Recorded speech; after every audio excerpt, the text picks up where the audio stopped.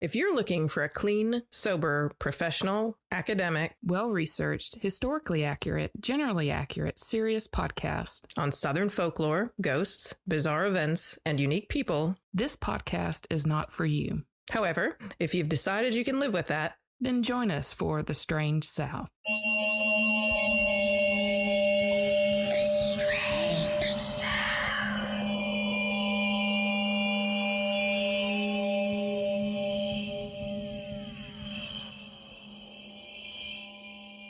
Everybody. Oh my God. Oh, Randy told me not to move this too close to me. And I told him I was going to anyways because I don't listen when people talk. Sorry. Damn it. Are you all comfortable? Yep. Everybody find a good Feels spot? good in here. Yes. It's nice in here. Good deal. Well, thank everybody for coming to see us. This is our first live show since, I don't know, the end of the world, which is nice. It's really cool to be with live human beings again. Randy covered most of our housekeeping stuff, but we want to just say a special thank you to Romarin at Corbeaux for being an awesome host. Absolutely. For those of you, Applause for them. Thank you. For those of you who aren't sitting here with us, you're out on the internet radio. This is at 1716 Hamrick Drive East in Oxford, Alabama, and they have all kinds of stuff. They do tarot readings here. They do herbs, candles, jewelry, and they are stationed for the Strange South merchandise. So they've got all kinds of things. They are also just amazing. They annually donate a portion of their proceeds to the Trevor Project. Amazing people, and so come and support them if you're anywhere near this area. So thank you guys for having us. Yes. You're awesome. Absolutely. And we hope this is the first of many. I know. It may be. We'll see. If y'all behave, I don't know. We'll see. No, don't be. So, and thank Randy for doing all this sound Randy for us. And thank Courtney for providing, I don't know if you guys saw, but Courtney provided virgin drinks of the drinks that we're having. So hopefully there's guys. Yeah. You know, we didn't have the liquor license, so I had to go virgin on these. But it is the version of what we may or may not be drinking in our little skull mugs right now. A basil lemonade sparkling. So if you make, we'll have the recipe up, but limoncello would be a good alternative to lemonade with some muddled basil and maybe some sparkling wine. So, but please help yourself and add a little basil and lemon on the top when you have it. Yeah. I guess we should bring your own flask. Should have been I know. Maybe in the future. We just assumed. We just assumed y'all. We thought you probably had one on your boot or your hip. Thank you guys for signing up for the raffle. So during intermission, we're going to do 2 drawings we've got some great stuff that has been donated to us by the shop. And we've also got some signed posters for and the Strange new t-shirts, new old t-shirts. New t-shirts of our original design of the t-shirt by River House. So yeah, we've got all that stuff coming at you. All the good things. Yeah, all the good things. Is that what? No, that's good. I was just looking at Randy, are we cool on sounds? Okay. Because this just feels weird. I'm just telling you. I'm not really digging this relaxed feel. Usually when we're recording, we are both okay. I know. Is it, because we feel like we have to sit really close to everything. But he told me you're not going to believe this shit. I know. I know. I need to turn around. I don't know. You feel like an island. So listen, this is what my intro notes look like. I don't know. This is a fucking mess. And there are a couple things that I already realized I forgot. One of them is that on our side, on the Strange South side, we are donating the proceeds from this performance to Planned Parenthood Southeast. And also forgot to say that if you haven't purchased anything from the shop yet, everything is 10% off tonight. So there will be more time later to do all that stuff. Cool stuff. And so cool there's a famous cat that lives here. Yes. And her name is Von D. Is that where her picture is? Is it up on the wall over there? And her name is Von D. And today is her birthday. Cat Von D. Happy birthday. So everybody, should we sing happy birthday to the cat? Will we scare her? Is she here I think she's super hiding. I think she we ran didn't away see her from back us there. in the back. Do you think you can get her? We were a little too loud back there. We scared the shit out of those cats when we got here. So I don't know. But anyways, there are 2 cats wandering around. One is Kat Von D, one is Hades. They're both really adorable and sweet. And they're here whenever you come and visit. Oh, yes. Bring your children too, because the kids love playing with the cats. Oh, yeah. And the cats love the kids Yeah. too. Is that all we have to say at the upfront? You have to go first. That's fantastic. Costume change. Oh my God. Yeah. You grew ears. Mid-sentence. Impressive. Yes, right? Okay, so I'm going first today, y'all. Happy birthday to you. Happy birthday to you. She's like, what the fuck is wrong with you people? Happy birthday to you. Yay!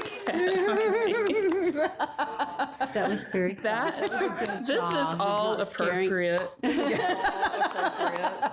It is. It just like fits right in. Because when I was thinking about what story am I going to do, we try not to stress ourselves out too much when looking for a story. Like when we do a live event, we're like, it's just another podcast. We're just going to tell the stories like we always do. We're going to like scry the internet for our stories, looking up weird. And I was thinking, okay, so since we're here and we kind of have crows in common with our logos and stuff, I was like, I need to find something cool on crows, right? Oh. And I did find something really interesting on crows, but I couldn't make it into a story. Like I really wanted it to be like some weird ass shit that's going to like, y'all gonna be like, oh my God. But you still can a little bit, even though I'm not going to talk. Oh my God. You can still go because crows have sex with dead crows. Oh my God. No. They are necrophiliacs. I thought you were going to say they still shiny can't things and believe can we be taught started like, with that. like We some did. multi-step- But let me just show you where multi-step I math started problems or from. something. Right? Okay, so crows will have sex with dead crows. There's been studies done. They don't really know why. What's it called? It's not necromancy. You're me now. I know. I am you now. And so I was like, okay, you knew, but like, is there a story with that? It's like, no, that is it. That's it. That's just the. That's That was it. the beginning and the Okay, end. there you go. Good job. Patrice. Thank you. Great Applause. story. And so I was like, okay, necrophilia. We got to go there. Oh no. Shit, Patrice. The next thing that I found on the internet is that undertakers and morticians and their assistants have sex with dead bodies God. way more than you really think about it. no. Okay. It's all shock and awe right now, okay? I hope y'all listened to this show before you showed up here today.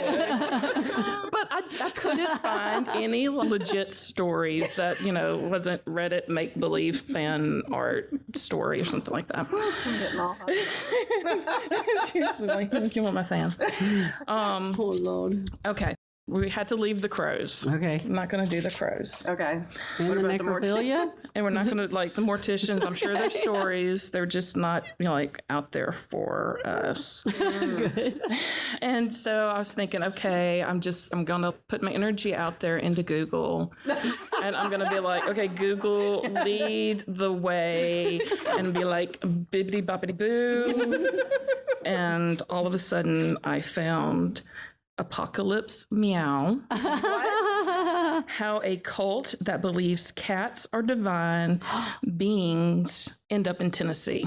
Oh my God. This So- is your story, Kat Von D. We are doing the cat cult of Tennessee. Holy shit. Okay. So thinking Let's it's get all on this. divine cat intervention that, I found this. It's not, because I got it from MFM minisodes this past week. So they did a thing and I was like, oh shit, that's cool. I'm going to do that. But the thing about it is, when I was looking up this story about the cat cult, there's a fantastic article out there, and it's not really much written about about it because it's pretty newish, like right 2016-ish, newish, I guess. Let me just like make sure nobody's like in a cult. Nobody's in the cat cult. Is this a? We've got a hand wobble back I think here. you need like safe words and stuff for that. I do. Like, okay, it's like, are people in like, do they have relatives? Because I always get scared when I talk about kind of newish events that like somebody's like going to be like, oh, that's my mama, or that's my cousin, or, you know, you talking about my mama, you know. no. I get scared because we've gotten some emails before from some people that were like, yeah, that's my uncle. I'm like, okay. He was a mortician. Yes. Okay, so now that that's clear, the room's good. Thank you. So I thought that, well, first of all, I fucked up on the last like episode. That's why it's so late coming out, is because we just learned like No, actually, you didn't. The universe did. the universe fucked up. The on universe us. ate our episode 103. Right. So. Yeah. And so it was about a cult. So I'm thinking like, since this is about a cult, I may be like on a cult kick. So it's like summer of cults kind of deal. But anyway, so Nashville Scene did a huge article about this. MFM just did like their mini-sodes. A writer wrote in about the cat cult in Tennessee. And more importantly, the podcast, The Opportunist. Have y'all listened to that? I like any? The Opportunist. Oh my gosh, she's Yes. good. So that is, what's her name? Hannah Smith. And she did a fantastic 5-part series where she went out and interviewed these people like that have left the cult and did this huge story. So I'm going to put a link to it on our show page, but it is What's so it called good. again? The What, what? The Opportunist. The Oh, Opportunist. opportunist. Yeah. Okay, Yeah. I don't know them. So anyway, also another one, there's The Opportunist, and then there's Life After God, which is another podcast. And they actually interview one of the members that, what do you call when they leave the group? Like the Refugees? leavers, I don't know. From the leavers? survivors. Survivors, probably. Right. I would think Okay. survivors. Yeah. Yeah. Okay. Today I'm going to be talking about how do you get to be the cult cat lady? All right. Oh, And honestly, a lot of this is pretty freaking awesome. I'm like, kind of sign me up. Oh my God. A lot of this is. cat. Then you get another one, and then But it's just the 20, whole and thing. then- But the thing about it is like it goes off the rails. So let's just get into this. So it starts with a woman named Cheryl Walker. And she was actually born Cheryl Snow. She grew up in a community church. She went to Seventh-day Adventist school, which basically, if you don't know, like me, I don't know much about like the different kinds of religions, but they believe like Jesus is coming back any day. It's kind of like Jesus come back now. And come back now.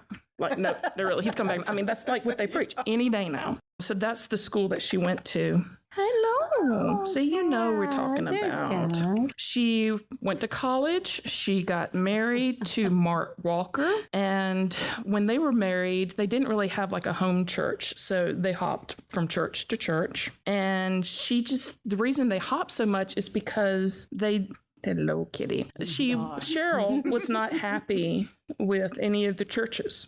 And she always found something wrong with the church. She's like, this church just is not doing it for me. And that was until 1997. They found the Gates of Praise, which is a small Pentecostal church in Bellingham, Washington. So right now we're in the northwest area of the United States. So they found this little Pentecostal church, and Cheryl started to go, and she never missed a church service. She was hooked. And it's mainly because of the pastor there, whose name is Debbie Lynch, at the Gates of Praise, like drew her in, and they became best buds. She never missed anything that had to do with the church. They shared a passion. Cheryl and Debbie shared a passion for the mystical, for demon possession, A passion for demon possession. a passion for deliverance, Oh, okay. and a passion for the apocalypse. Okay. Because Jesus is coming back any day. Anytime. Now. Now, right. Cheryl studied with Debbie, and she watched her deliver her sermons, and she like started delivering sermons, and she got good at it, and then she got better at it, and then she got better at it than Debbie. And she started having a following of her own. People started coming to the church just to see Cheryl.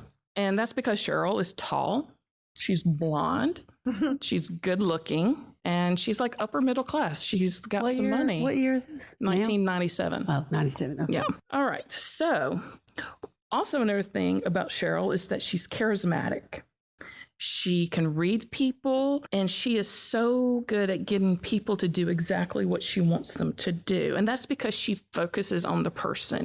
And it's like when she's talking to you, you are the only person in the room. You've met those people. They're very like, they make you feel like you're the only person that exists. And everything that you said is so interesting. And, your gifts that you may have are like so unique. She really like builds up each individual person, and they fall in love with her. And so she started getting this really big following, and people started coming to the church. And as soon as they came to the church and they heard Cheryl give her sermon, they were just, yes, they're like, this is all it. And this is even before the cats. There's no cats involved. Wow. This is before, yeah, exactly. A woman named Mary Gunderson found the church from like a flyer that was left on her car in the Walmart parking lot, which is very Southern, right? Yeah. And so she went and heard Cheryl preach, and she was hooked. And this was 2004 by this time. I mean, the thing about Mary Gunderson is she was very musically endowed. She was she was very musical. She could like do the music.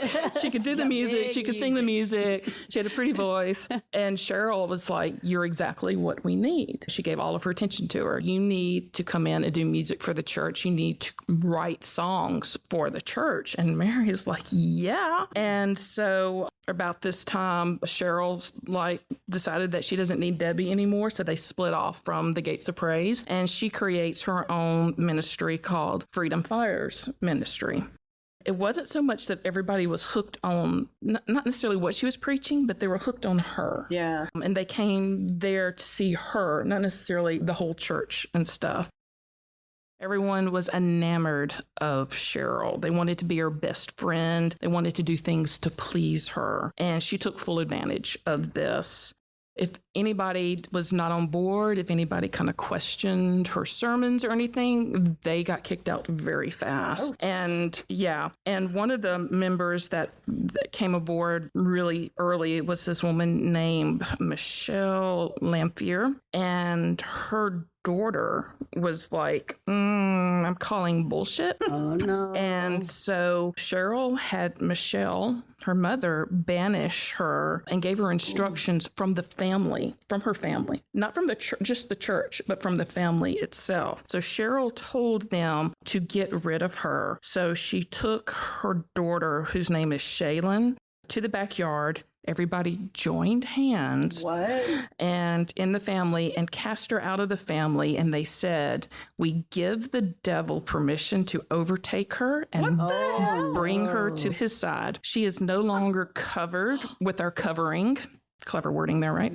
Covered with our covering. Yes. Shaylin recalls her parents saying in an account, and she posted this on Facebook, she is on her own and you may now take her. And she's like, my own parents did this to me. They gave away my soul. What the hell? Because of this woman. So you're thinking So she was speaking out against the cult, and then well, she was not. she was her. Well, it wasn't really necessarily a cult yet, but she was the church. I'm sorry. Well, not even the church. It was Cheryl. Just Cheryl. She was like, Cheryl's full of bullshit. And honestly, Cheryl's husband at the time was kind of on the same boat. Like Cheryl came up and did a little sermon, and she was speaking in tongues, and she like got on the floor, and she got like in a birthing position and started like just like acting like she was pushing something out. And she was like, I'm pushing out the Holy Spirit. And her husband was like, don't drink the Kool-Aid, folks. And he said that in front of everybody, and like she kicked him out and got divorced. Yeah. I can't believe people stick with somebody after that. Well, I mean, you have to listen to the opportunists. Like I'm telling you, they liken it to like the frog in the water. It's like you slowly start turning up the heat, and then things that are abnormal seem normal because they just slowly get applied. I mean, that's the whole thing about cults. Yeah. Right. And if you want out, it's like you lose your family, you lose your community. And so they just kind of put up with things that don't make sense, or they start listening or have that voice in their head that says they're on a different level than you are, and that's why you're not understanding things. So let's get back to Mary, who likes to do the music. Mary had a talent. endowed. She was endowed with some music, right? So Cheryl encouraged her to play the piano and sing for the services. She also encouraged Mary to open up a recording studio, which like Mary was like, cool. And then Cheryl was like, well, you pay for it. Oh. Yeah. Oh, So she opened up a recording studio, and Mary paid for it with her own money, and she started doing songs that had the theme of Mary Magdalene, the voice of prophecy. And so these are all these songs that's like Mary Magdalene. Actually they. Are you going to sing one? I wish I could sing like she could, but it was amazing. Like it's actually really good. I'm like, yeah, okay, I could see. I would be like grooving to that too, And so it wasn't bad at all. She's actually really good. And then the next year, Cheryl changes the name of the ministry again to Moriah Ministry. Marleah? After the mount where Abraham Moriah. was told to sacrifice his son in the book of Genesis. That's not creepy. Yeah. And then Cheryl said, we're not going to have Christmas anymore. Oh. And we're not going to celebrate Easter anymore. Oh, wait. And she started incorporating like beliefs from other faiths. Yeah. And so sometimes services would open with Tai Chi. There would be like a Buddhist meditation. There would be some. Those I know, things. right? I would be like all into this. There was teachings about the chakras and healing crystals and Tibetan singing bowls. Yeah. There was like some Jewish holidays sprinkled in there with Rosh Hashanah. Ancient Egypt gods were talked about. That's where the cats are coming in. That's what I thought. Osiris and Isis. Okay. Greek goddess Athena, and a host of like new age practices were all starting. She started preaching about this, started talking about this. And, honestly, I'm just like, yeah, break out the yoga mats. Let's do this. It's like, don't do the birthing thing, but let's, Don't birth the Holy Spirit on your yoga mat, please. Right. They don't clean. It's not good. Clorox wipes. That's all you got. Oh my gosh. Oh, yes, exactly. Rachel Gunderson, who is Mary's sister, decided to join. And she described the first time that she went into the service to hear Cheryl's. The room was full of this loud but pleasant music. People with their arms up in the air, women holding flags and dancing around. And there's like this just frenzy of chaotic energy, and Cheryl's over there speaking in tongues and birthing things. Oh, no. Right? But it really wasn't that much about Christianity or anything. However, it was in the sense that Cheryl was talking about what God is revealing to her. Okay. This is where we took the shift from the Pentecostal with like the Tai Chi and the singing bowls. The singing bowls, and all that fun stuff. And so Mary was like, okay, this is cool. It's fun. They would like have dress up parties and stuff. Of course, Cheryl made them pay for everything. It didn't come from the church. It came from them, their paychecks. And so Mary was like, that's cool. I dig. I was like, I'm a little confused with what's going on and what she's saying. So she looked it up on the internet and found other authors that were saying the same things and talking about all the things that Cheryl was talking about. So it wasn't necessarily coming from God to Cheryl, it was coming from internet to Cheryl, which, it's new guys. That's how things work now. You called Google for this story. Right? Yeah, that's true. I did scry Google. After she revealed this to Cheryl was like, okay, so this is coming to me from God, and God is telling me to tell you to stop using the internet. Uh-oh. Now you know you're in a cult. And also God's telling me that y'all are thinking too much. Uh-oh. So you just need to stop thinking because thinking clouds the mind. And if you cloud the mind, then you're losing your way from God. Ooh. That's not that unusual of a message, I don't think. It is not. And you think and that's how cults work, is that they say it over and over again, and it becomes like a chant and a mantra.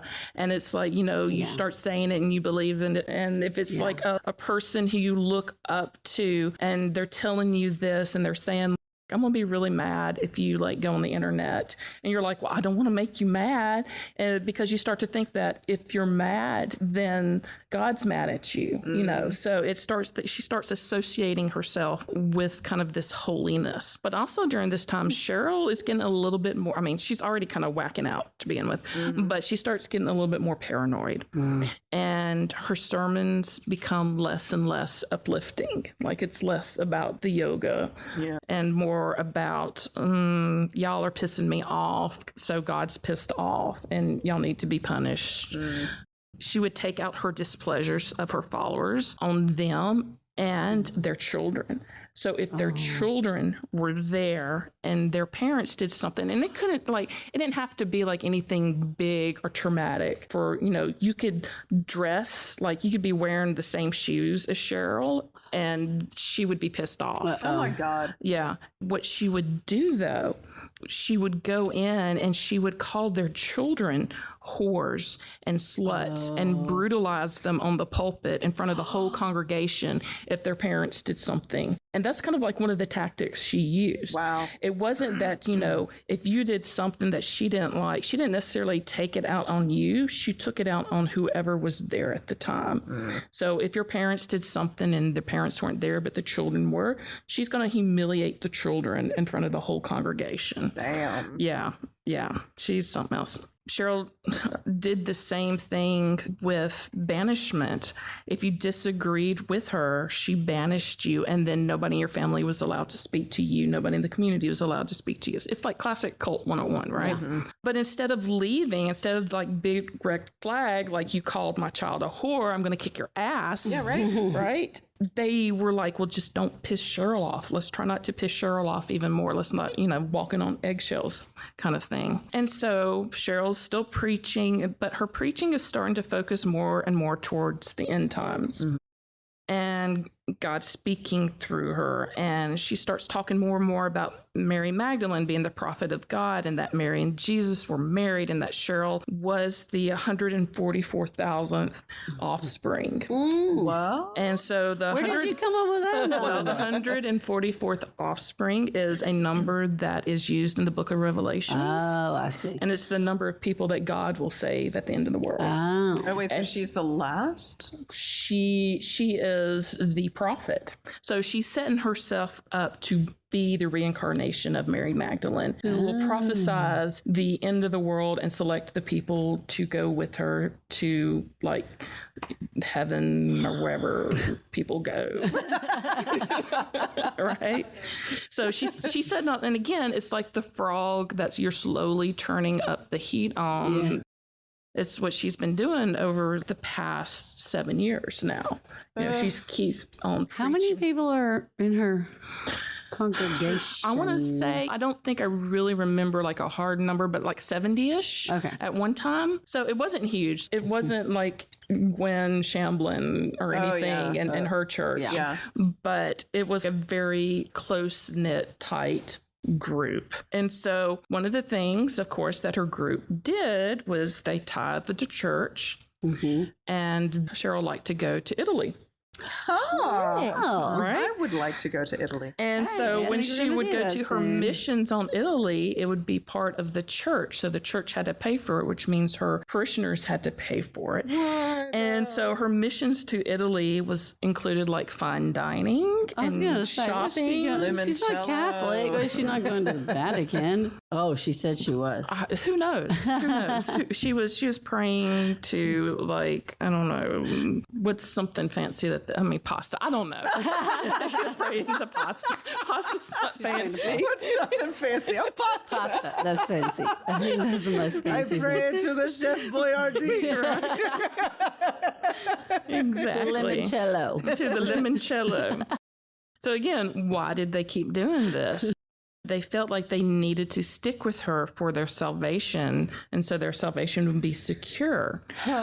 She would be like their best friend, and she would smile, and she would give them a kind word, and it made them feel like not only was she as a person giving them attention and love, but she as the of God. When God was giving you love, if she was happy with you, and that's what they were craving.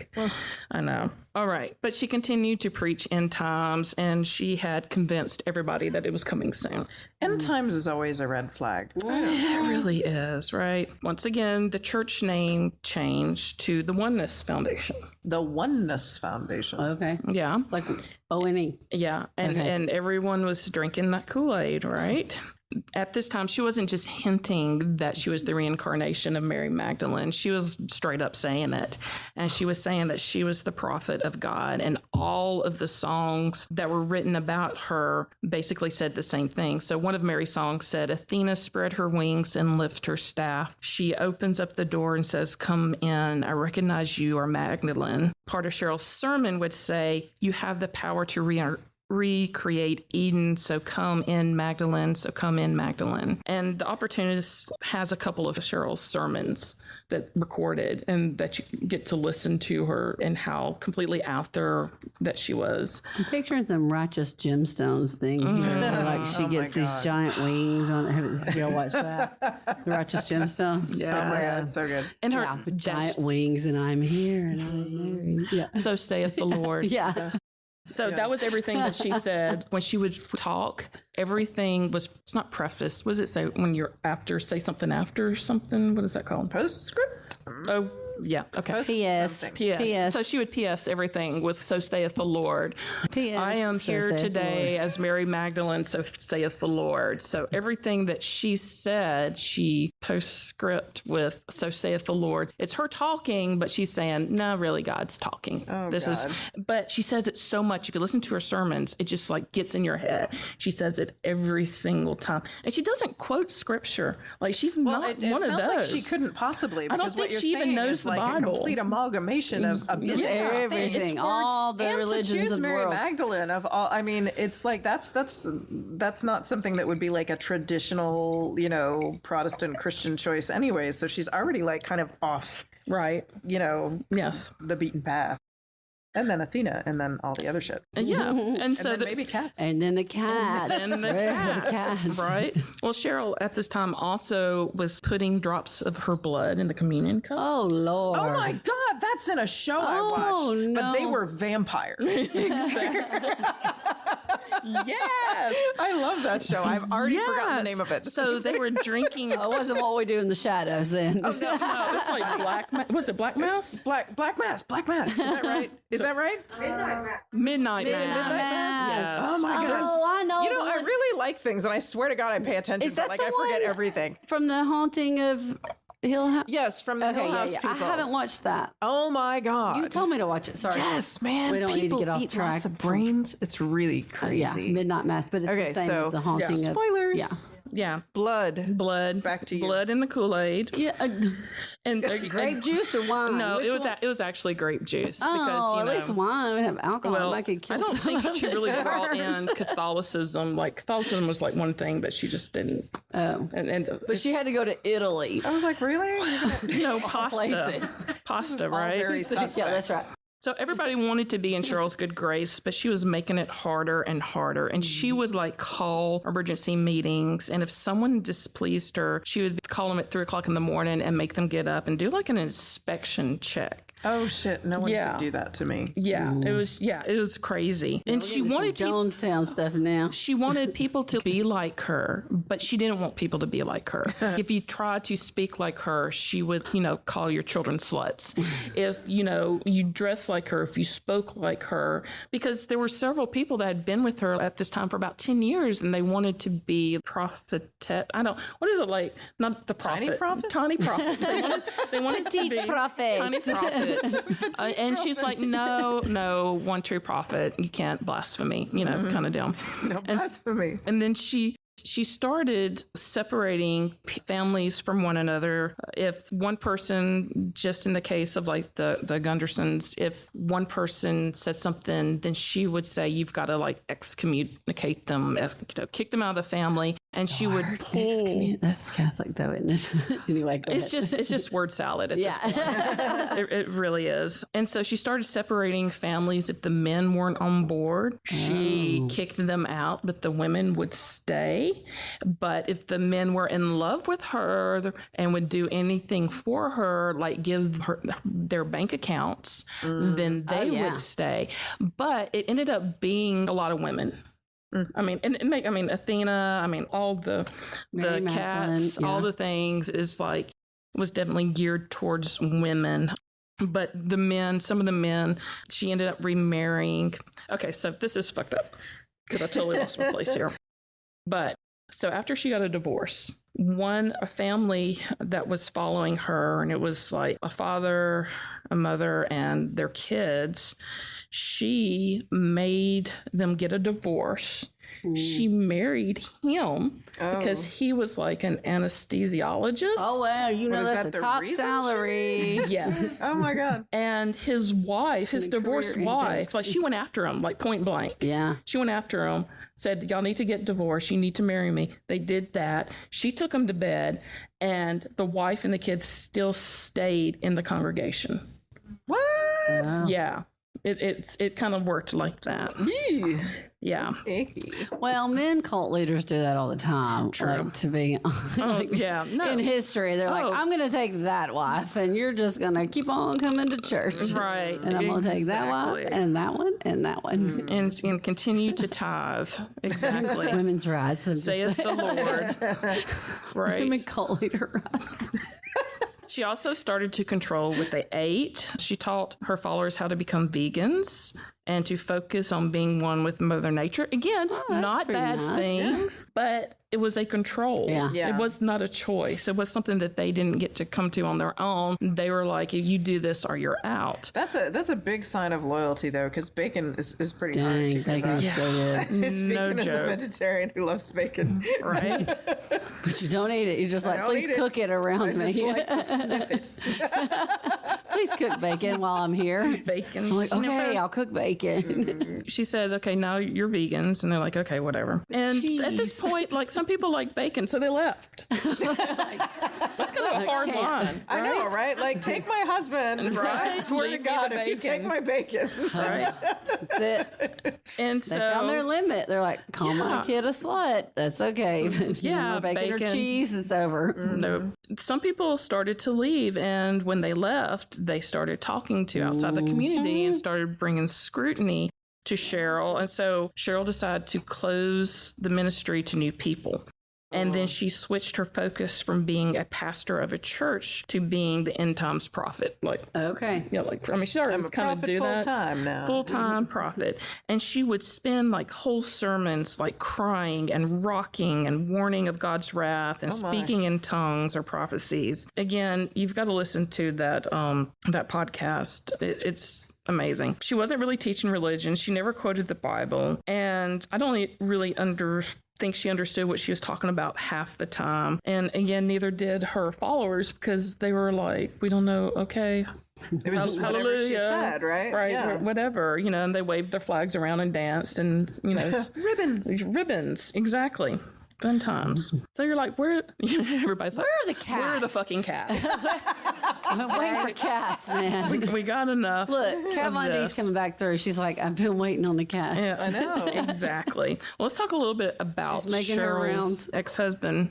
Okay, so he's the one that said in front of everybody, don't drink the Kool-Aid, and she was like, bye. Right. Okay. Yeah. So he remarried. Okay. And they had children. They had 3 children, and she took the children with them, but she couldn't move because they had like 50-50 custody of the children. Mark remarried, and of course, his wife's name, there's so many Marys, is Mary. Oh. Okay. Yeah. So the new wife is Mary, but Cheryl started preaching to her congregation that Mark and Mary needed to die. Oh my God. Yeah. So she would get her congregation to pray for their deaths. And it became like a regular thing. Ew. It's like God says he needs to die. They need to die. God is, displeased. So saith the Lord. And so saith the Lord, she bought an AR-15. No. Oh my. And she says she got it for her son.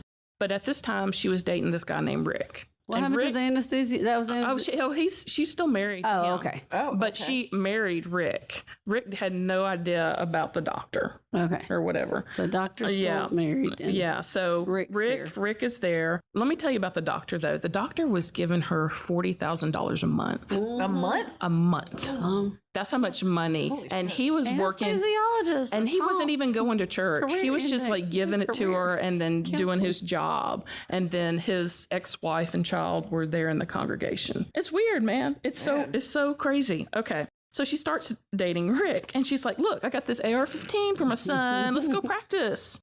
And she's like, here, Rick, you try. And so Rick tries, and then she like moves like the target back a little bit. She's like, see if you can hit that. And then she moves the target a little bit further back. And then she moves it like all the way down the road. She's like, can you hit that? That'd be fun. Can you do that? So hasn't really shot a gun, but he gets better because Cheryl like keeps him practicing. And then she like starts taking him on drives with the AR-15. Oh my God. And so they start cruising by Mark and Mary's. And it's like God's saying Mark and Mary are going to die. She didn't say like kill them, but she's saying the Lord just saying it's as soon as we get Mary, Rick, they'll die. They'll just fall over dead. Here's an AR-15 for a honeymoon. You're right? Honeymoon gift. Luckily, Rick, who totally believed and still believes in Cheryl, didn't do that. He didn't. He set up and like had the trigger and the scope on them. Oh, wow. And just couldn't pull the trigger and came back and told Cheryl that God told him, praise Google, that God told him this is wrong and he shouldn't do it. And she's like, whatever, Rick, get out. What the hell? Why didn't more people say that? Because she'd been telling them the whole time that Mark was evil, that Mark had beaten her, that Mark was beating the kids, and that's the reason that they got divorced is because he's an evil person who beat them. And of course, Mark's not there to defend himself, and, you know, y'all are like, where are the fucking cats? Okay. So everyone went vegan. They're all like into nature and into animals, which is a good thing. It's like taking care of the vulnerable. They volunteer at local animal shelters as part of their religious practice. She told her followers that that is the way to salvation, that during end times, the cats would save them because she had a vision through the goddess Basset, which is the goddess of cats. Oh, Okay. A set. That cats would carry the souls of the 144,000, and they would be the vessels. Okay, y'all. They would be the vessels. So apparently, again, not end times prophet here. I've never read like Revelations or anything like that, but apparently it's like the angels come down, go through the cats, grab the people's soul and pull them back in, and then take them to the promised land. I just pictured a soul coming out of cat's butt. I did too. Where else would it go, right? Into the pretty litter. Into the pretty litter. Into the pretty litter. So they were doing this, and then Cheryl's favorite cat, Eva. Oh. How many Died. cats does she have? Well, at this time, she had a lot. Oh. She had a lot. Is a lot more than 4? More Lots than 10? more than than 20? I'd say, I don't know. I would guess between 20 and 40. Oh, okay. Okay. That's a lot. So, A cattery. yes. So, her favorite cat, and she wrote about this on their website, which has been taken down. She wrote, she died on the winter solstice. Death had come. Now I needed to embrace life. How does one explain such a love to a world that sees animals only as animals? And as I study and taught my people that Egyptian alchemy, I grew in reverence for the belief of honoring the felines as vessels, that they are able to guide us through the passageway of life. So Cheryl goes, guess what, y'all? Y'all are fostering cats and kittens by the dozens. And by the dozens, I mean everybody had about 30 to 40 cats in their house. my God. Oh, wow. And this is the extent. So Michelle, the woman who gave her daughter to Satan, and the Gundersons had 40 cats each in their house. Inside. They would foster them, and they were told that the cats eat first, even before the kids. And they didn't take care just of healthy cats. They took care of like the sick cats too. So they would go to their day job. They would come home and they would spend hours cleaning and feeding the cats. And then at night, they would get up like at 2 or 3 in the morning to take care of the sick cats.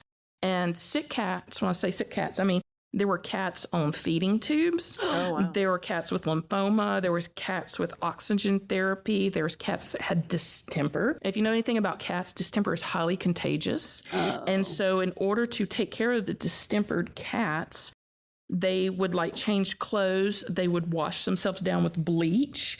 They would like take care of the cats, and then they would like take those clothes off and then wash themselves down again with bleach. God. And then they would get up and go to work their day job and just start it all over again. And they're still tithing the church. They're still paying Cheryl. Cheryl liked to send out invoices for like cat litter, cat feed, and all this stuff. And they were like, Cheryl, we've already like paid for it. And again, she'd be like, so saith the Lord. And they're like, okay. And she kept like invoicing them. And Mary Gunterson said one time she's like wrote a check for $3,000 just so that Cheryl would stop invoicing her. Wait, so shit. She would invoice them for cat litter that they had already bought for their house? Mm-hmm.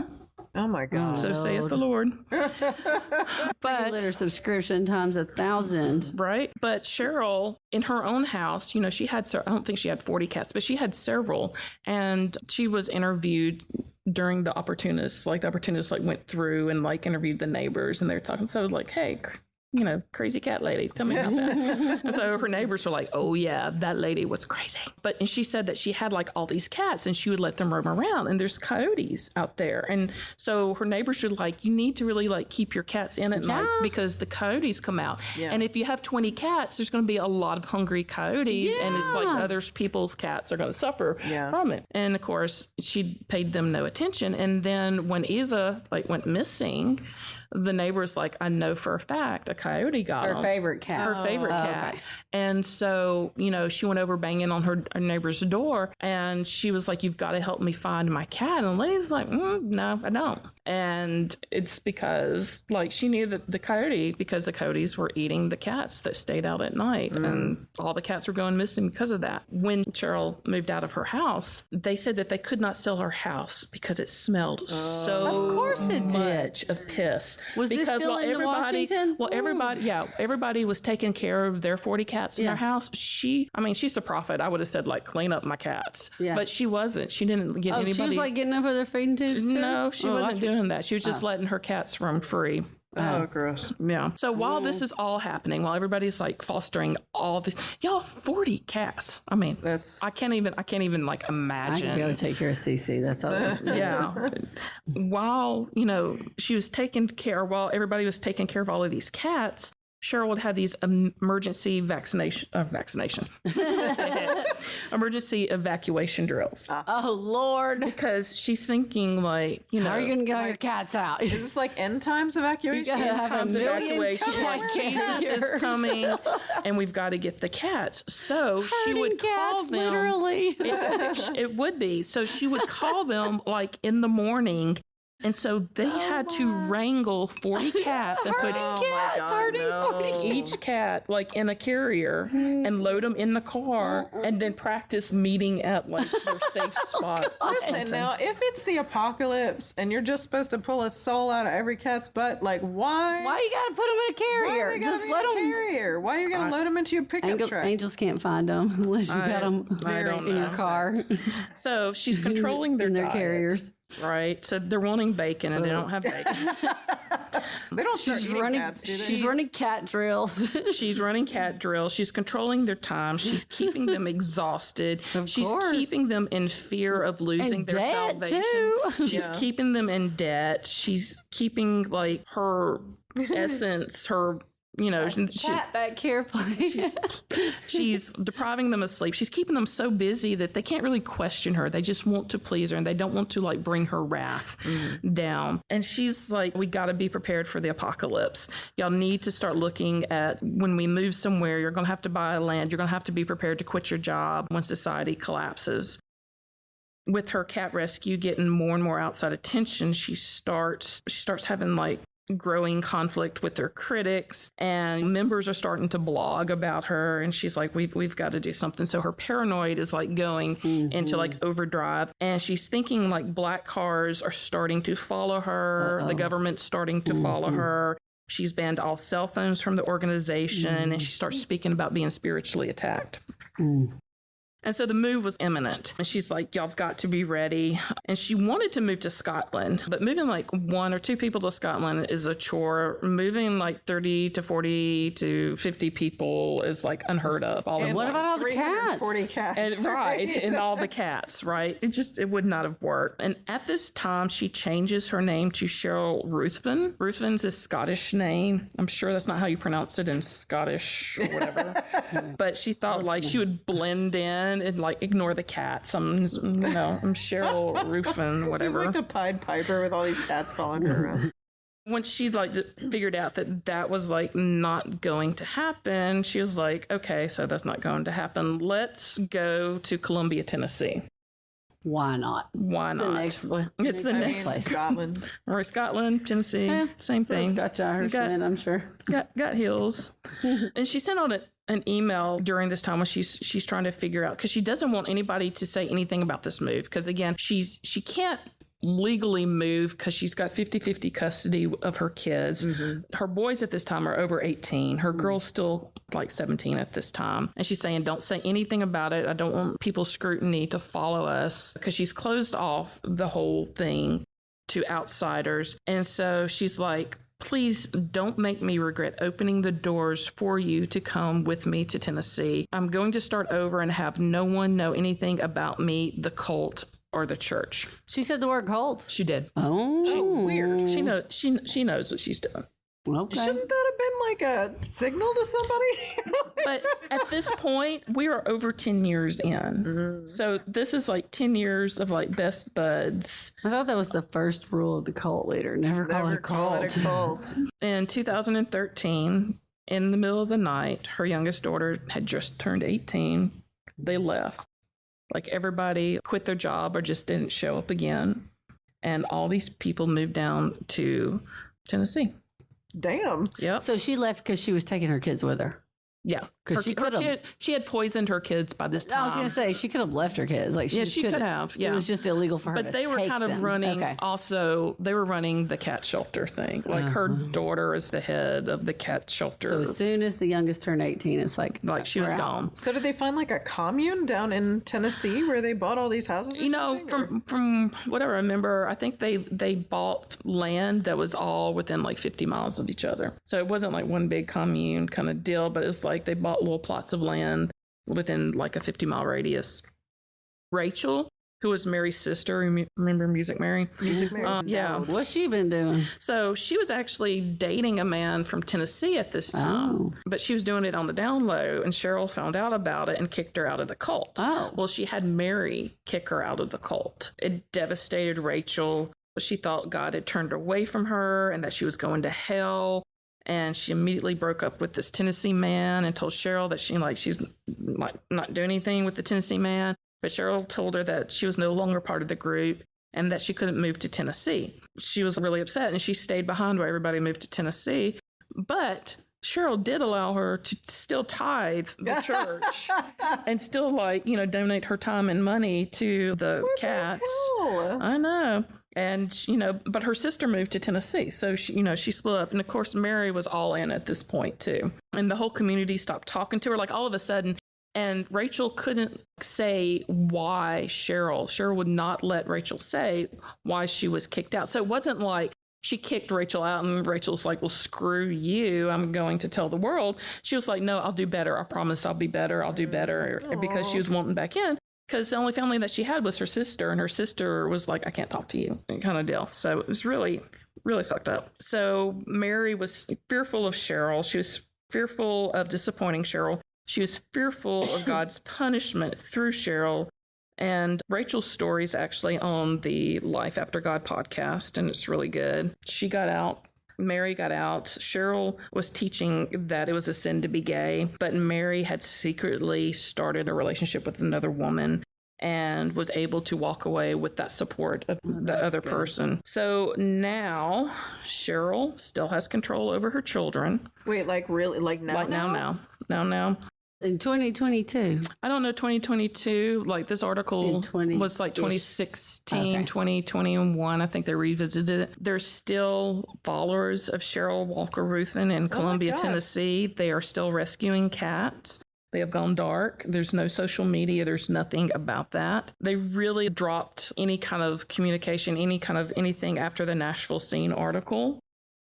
Opportunist podcast also, because she asked to speak to the kids. She asked to speak to Cheryl and get interviews, and they were refused. But she talked to the ex-husband. She talked to Mary, the wife of the ex-husband. She talked to Rick, who was the AR-15 guy, right? So she does a great job. If this interests you any and its craziness, then definitely listen to The Opportunist. Mary Walker, Mark Walker's current wife, started a Facebook page for former followers and estranged family members to begin blogging about their experience with Cheryl. Their Facebook page is called There's a Cult in Columbia, Tennessee. It's helped several members that have had like that moment of clarity and realized that they need to get out. And that's the story of Cheryl Ruthven and Eden's cat cult that's still going on today. Oh, damn. Wow. Meow. Damn. Good job, Patrice. I think it's funny that like the acidic smell of 40 cats in your house isn't your moment. I can't even imagine. And she had members that were highly allergic to cats. I was just thinking. And their children were highly allergic to cats. And it was almost like get rid of your children before the cats. Oh my God. You know, if it didn't fit within her perfect little ideal, then I mean, I love cats, but come on, 40 cats. Like I've been in somebody's she didn't house. believe in having them like spayed or neutered either. So I think she did. Okay. Yeah. Oh. Well, then And they that were doesn't saying really like the track with the whole like they are gonna.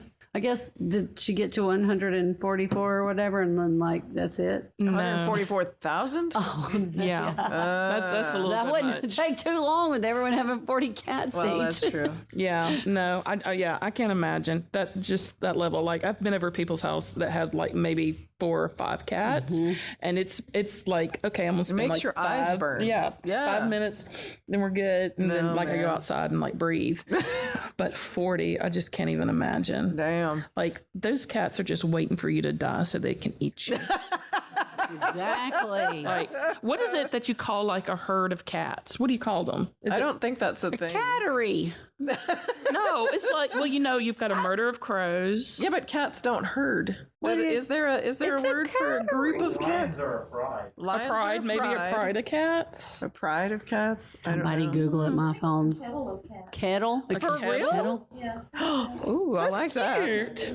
There was a couple of cats. What's your Clouder. fan? Clouder of cats. Really? I'm never gonna remember that. Yeah, that's a strange word. Here comes Kat Von D. She's going to tell us what it is. Yes. Well- Okay, so we're gonna take a break. We're gonna take a brief break. Do you want more Strange South every week? We can help.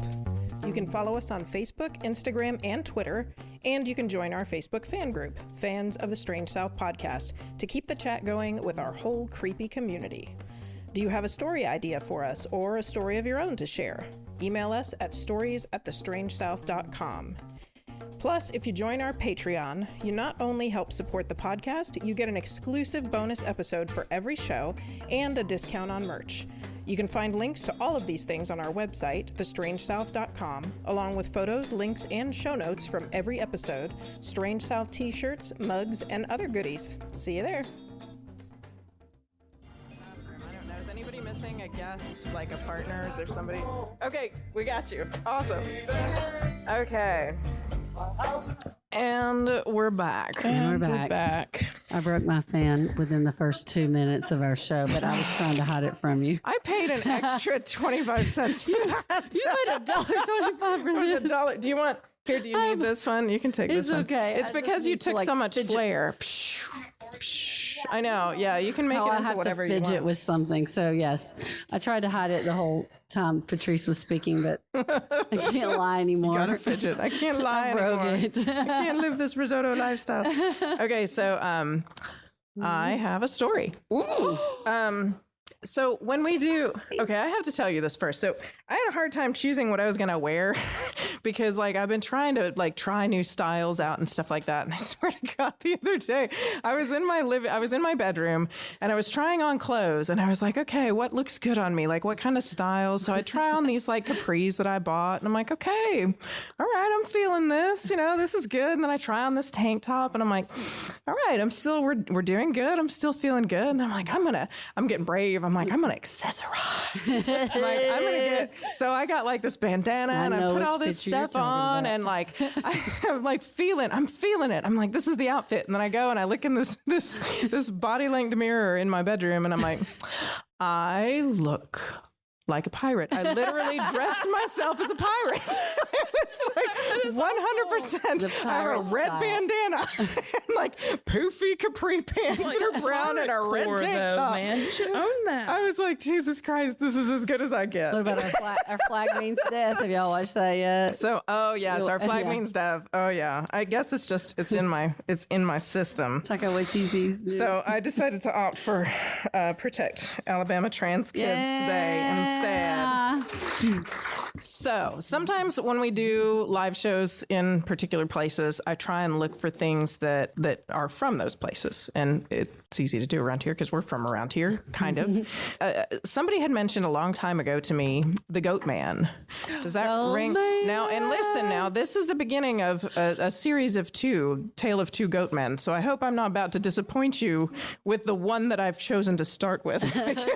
There are multiple goat men on the horizon of the South. Wow. But the tale of this goat man, if you're from anywhere around here, we're in Oxford tonight, Oxford, Alabama. If you're from Oxford, Anniston, you might have heard of an artist named Larry K. Martin. Okay, so got some yeses over here. We have a natural history museum up in Anniston, and there are a lot of his paintings. He did safari work. He did a lot of, African animals, and he did some portraits of people over time. He does really nice stuff. I shouldn't say this. This is like local interest. He's boring as hell. I've watched interviews with him, and it's very. I had to just fast forward through everything. But his work is very nice, and it's all on display at the Oxford Performing Arts Center in Oxford, Alabama. Now it's upstairs. It used to be in the Wren's Nest Gallery, which was behind the Victoria Inn on Quintard I knew in that. Anniston. Hold on, back up. Yes. So his art was boring, or he was boring? No, he speaks very slowly. Oh. So it's not like he doesn't have anything to say. It's just very hard to wait. You know what I mean? Okay. It just takes a long time. Isn't that what Southern Hades. stories are about? There he goes. There he goes. There he goes. There goes the other cat.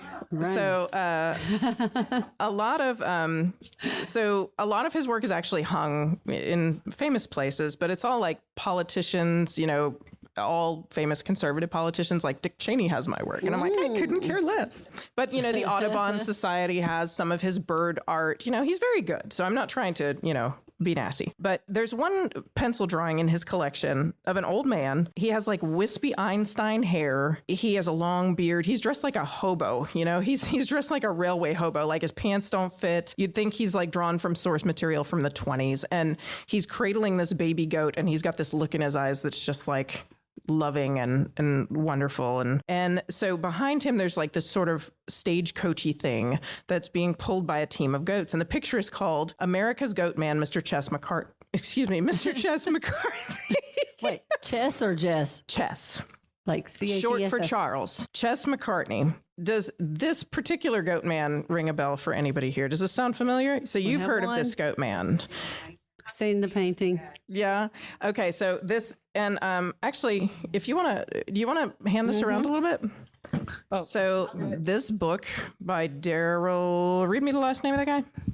Daryl Patton. Daryl Patton. Illustration by Larry K. Martin. So on the cover of that book is the picture of the goat man.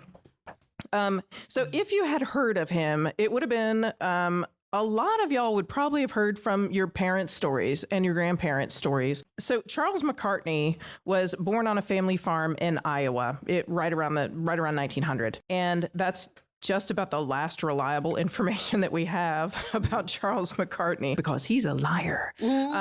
So the story he tells about himself is completely off the wall, but it's one of those that's like just close enough to the truth that you never really know where you stand. You know what I mean? So Chess always said that he left Iowa for New York City. He basically hitchhiked to New York City when he was 14 years old, he said, and married a Spanish knife thrower who was, right? Wow. So we start strong, Very right? exotic. The story starts strong. She's 10 years older than him, he says, and they toured bars and carnivals together with a knife throwing show. Yeah. And like that he couldn't even grow his beard long because like every little bit where she couldn't see where the edges were, like she might hit him. So he had to like shave completely clear so that she could throw like 25 knives around his face and not hit him. How empowering. Like, I would like to take some knives to my husband. You're like, Chad, make sure you don't grow that beard out. Hold on, stand against the wall.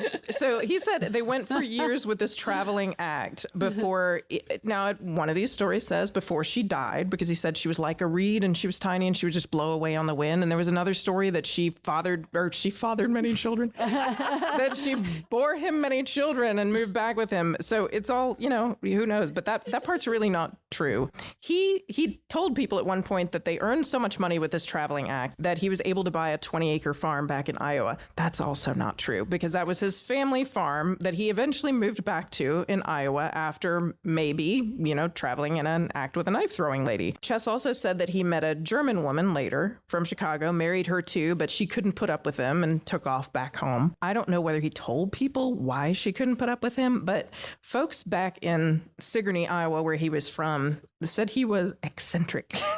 Sounds like a storyteller. Yeah, he was definitely a storyteller. And there's a video, you can find this easily on YouTube, and I watched the whole thing, but it's called The Goat Man, The Life and Times of Chess McCartney. There's this mean old lady that he interviews from Iowa. She is just like the mean church lady that was mean to everybody. Like you look at her and you know her in her soul. And she's just like, well, he was just none too bright. And he was a big boy, so he just looked even stupider. And so there were stories about Chess that, he was working this family farm and he had a team of horses and the horses died, but he couldn't afford to buy more. So he just took all the milk goats and broke all the milk goats into harnesses so that they could do the farm, like, help with all the farm work. Right. But he built a little wagon though, and he would travel around with these goats. And instead of always doing the farm work, he would go places and just make money with his little trap. So he would wrestle at the local fairs in Iowa. There was a story that he wrestled a bear at a Sigourney carnival, and people knew him like he would be dragged by his hair on stage. Like he was a showman. Right. So it was like the WWF. Kind of, yeah. I mean, it sounded like he had kind of a thing. He had a gimmick. Yeah, exactly. He was the guy that always got beat up kind of thing. Yeah, like if they had folding chairs, like somebody would just... Yeah. So, this was what he was doing late 20s. So 1933 or 4, he takes this wagon of goats and he drives them to the Chicago Century of Progress World's Fair. So he went to the Chicago World's Fair with this bunch of goats and joined a sideshow and got paid $100 a month and horse feed for just being in the sideshow. So he's like, okay, well, this is something that I can do. I'm not sure whether his wife was at home during all this or whether she had already been like, okay, this is stupid and I'm leaving. But in 1934, he had moved back to Keokuk County, Iowa, where he was from, and he found a girl named Sadie. She was 18 when they met, and I think he was about 40. Oh, Lord. And so they got married. And she was a local girl. Mm-hmm. And 2 years later, they had a little boy named Albert Jean. At around this time, so they're in the middle of the Depression. Like, this is the early 30s. So they're kind of having to make do. And Chess always said all he needed in the world to read was, like, Robinson Crusoe and the Bible. Because Robinson Crusoe is all about, like, man doing for himself on a desert island and, making everything. So, and he did do stuff on his farm, it sounds like, from newspaper articles and stuff. He built some barns. He cut the saplings and made the fences and everything like that. He made the harnesses for the goats and the hitches and put the wagon together, I guess. But he lost the farm in the Depression. This was his mama's farm. And there was a story that he traded the farm to pay off a grocery bill. And which is kind of just what happened. That's sad. That's not a judgment on him. No, that's sad. But he went to work after that as a logger for the Works Progress Administration. So his story went that he was working on trees and a tree fell on him while he was working this job at the WPA. His telling was that this tree falls and he's like alone in the woods all by himself. And he's screaming days and days and days and nobody knows he's out there. So by the time they find him, he is... by the time they find him, he is kind of left for, they assume he's dead. He's completely unconscious. He's wasted away. And so they just take him to the undertaker. They take him to the funeral home. And his story is the undertaker is preparing him for embalming and interment, gets him all laid out on the slab and puts the embalming needle in. They did this what year? In the 30s? Yeah. Okay. And then he wakes up and starts yelling and walks on out of there. So part of this is definitely true because his left arm, something has happened to him. His left arm is damaged, and deformed. So after this happens, the way Chess tells it, he has two choices. He says he can't get another job because he can't compete with the able-bodied men that are looking for jobs. But he said his options would be then to live off the state, which I was like, what's a WPA job? Right, the state's kind of supporting everybody right now, Right. We should say thank you. But he could either live off the state or he could go on the road and stay free. This was his dichotomy, I guess. And he really, really milked this. When he started telling his story on the road, he knew how to kick him in the taxpayers real hard, he really, really played that. So in 1938, though, he's married to this young woman named Sadie. He's got a little kid and he just starts packing his whole family up every summer and going on travels in this goat wagon. He has Sadie make goat skin outfits for him and for his little boy Gene, and she refuses to wear them. Like, she's got no interest in any of this stuff. All the newspaper articles that include interviews with Sadie, just like, there's one that has a picture of her just looking like I'm done with the goats. Oh yeah, and it's they nicely say like she does not care for traveling in the company of goats. In the company of goats, for real, like living in a wagon pulled by goats.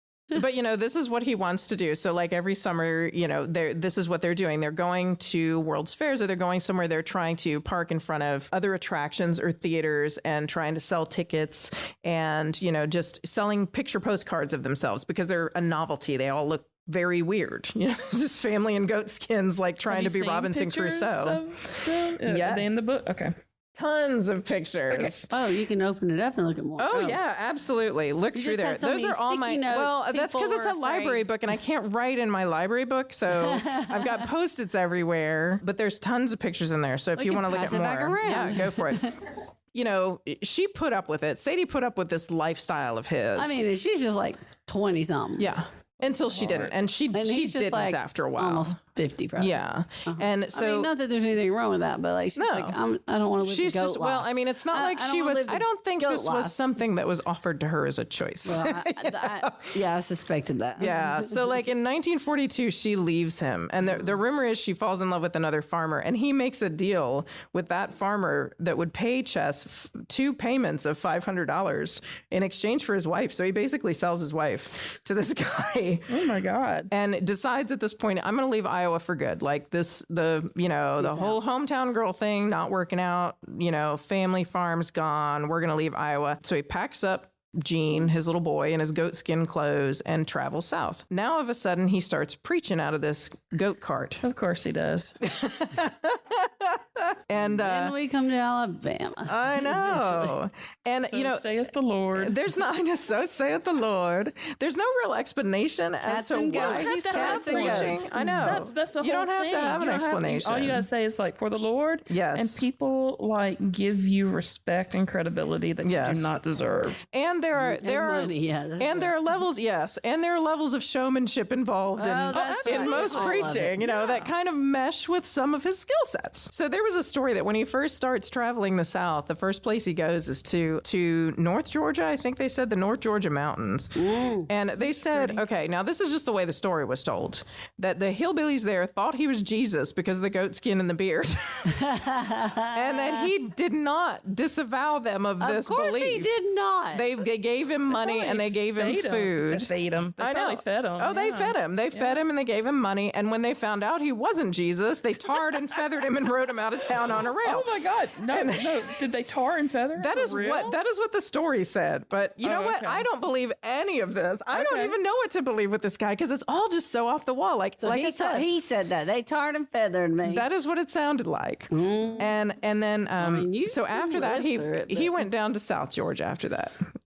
He ended up in Jeffersonville, which is a little town outside of Macon. This was like 1941, 1942. It's right after his wife left. So the first thing he gets when he gets to Jeffersonville, it's the early 40s. It's like World War II, Tom. So they in Jeffersonville reported him to the sheriff because they said that he was a Nazi spy. I knew you were going to say Because he had Nazis. They said he had a shortwave radio in the back of his goat wagon, and he was reporting things back to the Nazis. And I'm like, what the hell y'all got going on in Jeffersonville, Georgia? It was that everywhere. the Nazis need to know about. Everywhere. I know, but they were Alabama, like, I'm sure. Oh yeah, so the sheriff did have to come and check him out. They said, no, he's not a Nazi, he's a prophet. Of course he is. So in Jeffersonville, somebody either gave him or sold him cheap some land there, and he built a shack. He built a place, and he called it the Free Thinking Christian Mission. It was a real small building. It was like a little 2-room shack. It had a dirt floor. There's our through line. There's our through line. Well, all of this. It is. I mean, we've got goats, yes, we've got cats. it always we've got appears. prophecy. But this place doubled as his home. There's no water. There's no power. And his son, Gene, lived with him in this little shack when he wasn't at school or traveling with his dad. And that wasn't so unusual for that time. No.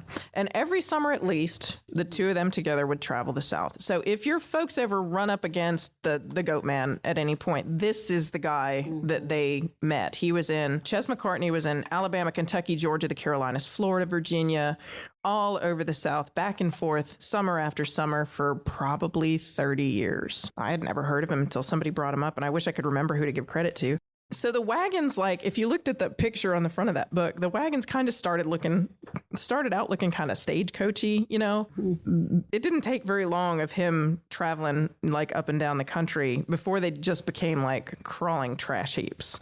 I mean, like, you couldn't necessarily always tell there was a wagon under there. You know what I mean? He would just pick things up as he traveled, like pots and pans and whatever, things that he could mend, things that he could sell or whatever, or just things he thought maybe he could use. But he would just hang it on there, just travel on with it. So he would sleep in this wagon with the goats. There were basically like two wagons that were hitched together.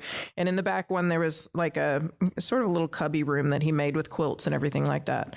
And so he would sleep, and he didn't shower. I mean, even if you showered and you have that many goats around you, I mean, there's really no point. What's the point? Really? What's the point in showering at that point? I'm imagining some type Romany type thing, but it's not that nice with the covered. I was going to say, I think you're overestimating him. I need to look at the book.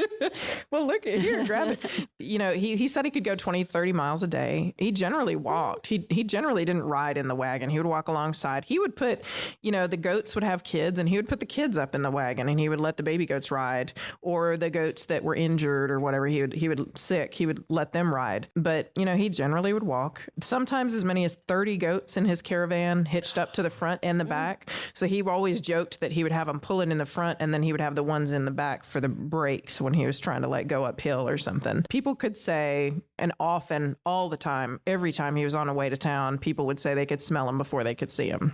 I believe it. Because, that's 40, a lot of goats, right? That's a lot of goats. That's another through line. It is I stinky. I see 40 this cats, thing. 40 cats, 30 goats. It kind of looks like trade day Traveling I could trade see day that. on Yeah, it looks like on a cart. trade day on a It's like cart. trade day on a He's cart. running around in a trash wagon. I mean, So, but traffic would it's pile up on the roads because people couldn't get past him. And at least at one point, the police in Florida actually turned him back around and said, "Go back across the Georgia line. We cannot handle you. Like you're too much of a hazard. We don't want to deal with you." I mean, but in the 40s, schools would let whole classes out. They would like run up to the road and just stare because they knew the goat man was coming. They would wave. And I mean, this goats, kids love goats. They're going to like want to pet them and everything. So a lot of people remember because when they were little, it was like this amazing thing that came through their town, this man with all his goats and this shack on wheels. But he develops this sort of like a shtick.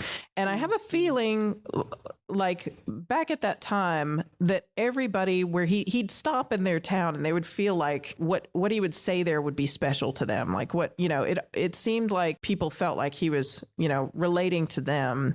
But really he had the same lines in every town he stopped at. And you could tell because you can read all the newspaper articles from, all the way down in Florida to all the way down to feel like they belong. Yeah. That they're he has special. that Jesus wet that sign up they're there. unique. And so, like, if you figure that out and, it's just, you go around saying you are loved, you are special, you are a gift, then people are going to be like, God, yeah, I needed that. I needed well, he didn't say that shit. Well, I'm saying, I'm paraphrasing. But, he was more of a hellfire brimstone kind of dad jokey Revelation kind of style. dude. And so his shtick would be like, he would find a place. Randy's going to yell at me because I'm getting too close to the microphone. He would find a place on the side of the road and he would pull over in a pasture or some pull off, and he would always start a fire, and he would always start a fire with old tires on the top of it. He would start a bonfire with old rubber tires, So it which would steam. smells terrible. Oh, yeah. But it black makes smoke. massive plumes of black smoke rise up into the sky, so everybody knows exactly where you are. And he would say that it would keep the mosquitoes away, but really it's there so that he can draw a crowd to wherever he's going to be. And every stop he tells the same stories and the same jokes. He says, the good Lord gave me 3 wives, which proved 3 too many. He says, the good book says there'll be 7 women for every man. Somebody can sure have my other 4. People would, he could always guess somebody's going to walk up to him in this crowd of people who want to hear what he has to say and say, well, don't you think that if you took a shower and cleaned up a little bit, maybe some more people would listen to you? And he had like his pat response was, I don't know, there's 250 people here. How many people came to listen to you today? And he'd say the same thing every time because somebody would always, in every crowd, somebody would come up and give him that comment. He claimed to have covered more than 100,000 miles. He claimed to have visited all the states except Hawaii, and every time he said, because my goats couldn't swim that far. Or if they could, they'd just end up eating the grass skirts off the hula dancers anyways. He had the same jokes every time. And so what he would do when he gets to these stops, he does his whole shtick, and people would come. I mean, if he's just sitting on a barrel, people would come and watch him sit on a barrel. And that was also that time where there was like circuses, and there was no entertainment other than like when the circus came to town. So everybody, or the revival, like they knew like to like come on and let's be entertained and see what's going on. And he would put, he had, if you looked in any of these pictures, you could see this, he had these signs posted on the top of his trash wagon that where either he had prepare to meet thy God sign with hellfire underneath, or Jesus wept, or God is not dead. But he would, he would solicit donations for these mission churches that he said he started over all the South. And I honestly don't believe that he misused this. I really do think that he probably put money back into the Salvation Army and whatever else. I'm not saying that he didn't, but he would sell pamphlets. He'd written about himself, about his own history and his own thoughts about things, and he would sell these picture postcards. It's just that he would do all this and he would talk up his independent lifestyle, while shaming people, because this starts to kind of bleed into the 50s and 60s. And he starts to make these comments about like, well, people doing sit-ins instead of getting real jobs and real work. He's sitting here like running around the country in a trash wagon, shaming other people for trying to do like nonviolent civil disobedience actions, and he kind of gets into I'm not going to pretend, y'all, I don't love this man, but I will say in her notes she has bullshit right here. I found a sticky that says bullshit. There's another one that just says, nope. ew. But, I mean, honestly, if I'm going to be honest, there was actually almost exactly one of those newspaper articles says he tells it like it is. Yeah. And I was like, well, fuck if that ain't a bad sign these days. But here's the thing is everybody ate this guy up. And so if you have, if you had heard of anybody who knew of the Goat Man, and a lot of these newspaper articles are firsthand accounts of people whose families went to see him every year because he would go back through the same routes over and over again. There's no question that this guy had some charisma, just like your lady, just like your Cheryl, had to have had some serious charisma at some level, because what is this man doing? He smells to high heaven. He's running around the country in a trash wagon, run by goats, and he's preaching, but he doesn't, nobody ever talks about the preaching in these newspaper articles. They just talk about the guy. Goats. Yeah, they're blinded by the goats. And Blinded by the smell, not the light. Right? I know. Well, So and that was kind of the thing too with Cheryl. It's like she could go up there and say whatever she wanted because they really weren't honestly listening to her. Yeah. They were like in with the whole ritual of dancing and praying, and so she could really people aren't like sitting there taking notes and so she says something really strange, they'll be like, well, she was like in the spirit of things. Yeah. And so she really she started and repeating over and over again. And so, I mean, that's brainwashing 101. So you start saying the same thing, you say it over and over again, people start to believe it and they start saying the same thing over and over again. Well, and there's something about plucking some sort of a cord that there's something people are looking for. And if you pluck this cord, that it really doesn't always matter what else you say. Right. And so most of the coverage, like I said, I know he was an oddity. Like you said, he was a carnival show. 40s and 50s, it's not like there's a billion things to do in the rural South, right? I mean, like somebody comes through on a trash wagon with a bunch of goats and you're like, oh, I'm on board. Let's I'd go be on look. board today. I know, I'd be right? Trash let's wagon see what's goats going on on. Jacksonville Square. for real. I'd be there. I don't know why. Trash I wagon. was in town. I'd But be so, like, the "Hold coverage on, in I'm these coming." newspaper articles like that's because most of that book is newspaper articles. And the coverage in that, of course, is going to be written by mostly white men. So the people that talk about him, and it's beaming coverage because the people that talk about him say things like traveling the highways and byways of this great nation. And he represents freedom. They call him an American folk hero. From sea to shining sea. Yeah, and somebody literally wrote in one of these articles, he never learned a trade or developed a skill, never acquired a fortune, never got educated, wasn't wise about worldly affairs, but spent a lifetime reading newspapers and the Bible. And I'm like, that's actually terrifying. But it's like they even point out like all these things that he does not have, but there is something about a man in a trash wagon, like doing for himself with a bunch of goats that makes him the epitome of Christian values somehow. And it's like he touched this, it's like there's some weird pioneer masculine shit happening that I don't even understand. But, they always talked about his godliness somehow anyway. And I mean, he would fucking curse out the goats. I mean, like, it's not like he was the nicest man in the world. And so it's just I think that was the most fascinating thing about learning about this guy was just the reaction that he got from everybody across the, in all these articles. But feels like a lot of projection. Like, I just come on now, stinky man. Well, and that's what I really do think. Travels the well, I mean, world think with about what's happening in like the 50s, say, if like men are starting to feel like they're moving away from farmland and having to do these like industrial jobs or office jobs or whatever, that's their cord, right? Like they're looking for this, with this guy's close to the earth, and I was like, just because he fucking smells like the earth. He got little pellets all around here.